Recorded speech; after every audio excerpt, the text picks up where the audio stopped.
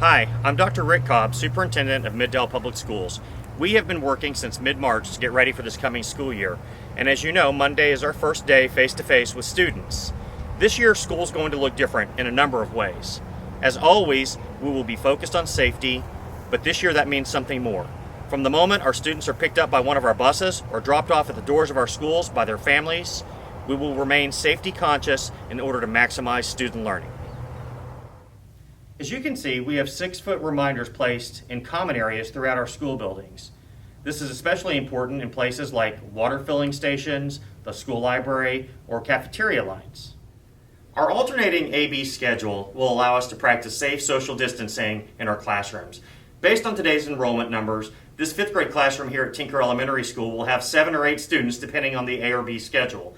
In this classroom, the teacher has designated with blue post-it notes where students will sit on A days, and with orange post-it notes where students will sit on B days, so they won't even be sharing desks. The alternating AB schedule will also allow us to have less crowded buses and cafeterias. As you can see, we have 6-foot markers in place in our cafeteria lines. Our goal is to keep the lines moving and allow for adequate space between students as they receive their food. This is to protect our students and the staff serving them. This year, anyone entering our school buildings will be required to wear a face covering, a mask that covers both the nose and the mouth. Also, as you can see from the notice on the door, we're going to limit the foot traffic in our office spaces to promote social distancing. If 2020 has taught us anything, it's that we can't see very far into the future. That's why we're approaching this upcoming school year with the greatest amount of flexibility possible. It's why we started a virtual academy.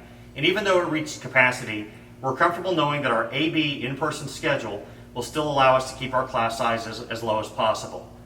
While we hope to be back in person 5 days a week with all of our students very soon, we're going to continue to monitor data from the different health agencies and follow their recommendations.